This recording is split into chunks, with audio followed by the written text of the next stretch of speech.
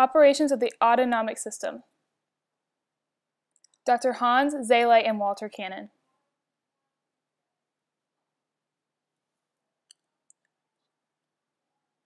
The division of the peripheral nervous system that controls the muscles and the glands of internal organs and has involuntary movement.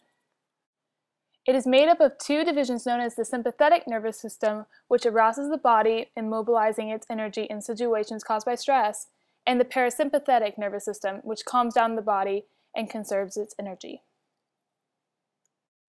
The first theorist is Dr. Hans Seyle. Dr. Hans Seyle was born on January 26, 1907, in Vienna, Austria, and attended the German University of Prague in 1929, where he got both an MD and a PhD in medicine and chemistry. But it wasn't until he attended McGill University in 1942 when he studied stress, which is whenever he started most of his research involving the biology of stress. This is where he developed the theory of stress, or the general adaptation syndrome, which states that if an event that arouses the body or a stressor can lead to a three-stage body response, which includes first the alarm, second resistance, and then 3 exhaustion. In the general adaptation syndrome, the three-stage process starts with alarm, which is upon encountering the stressor, the body tends to react with a fight or flight response, in which the sympathetic nervous system is activated and releases hormones such as cortisol and adrenaline into the bloodstream to confront the cause of the stressor, and the body's resources are now mobilized.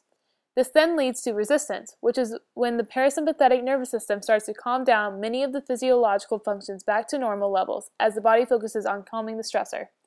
Blood glucose, cortisol, and adrenaline levels may remain high and can increase heart rate, blood pressure, and breathing. The body, however, stays alert, but the outward appearance seems normal. And then finally, exhaustion, which is if the stressor continues beyond the body's capacity, organisms start to exhaust resources. Our next theorist is Walter Cannon. Walter Cannon was born in Wisconsin on October 19, 1871, and was later accepted to Harvard University in 1892. Which he later became an instructor in the Department of Physiology. It is here that he became more involved in his research on the sympathetic nervous system and developed the fight or flight response, which is when one encounters fear and how the body will choose to respond to it, and by this the sympathetic nervous system is activated.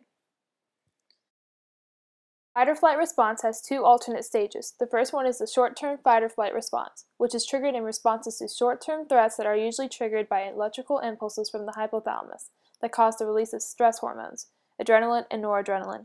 The body won't sustain this response because it would cause exhaustion, but if the stressor is more chronic, this then triggers the long-term fight or flight response to take over.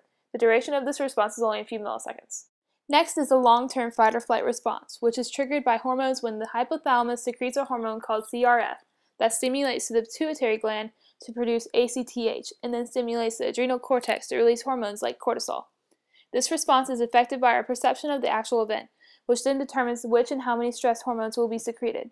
The activation of this response can be a factor in causing different types of psychological and physiological health problems. The duration of this response is several minutes.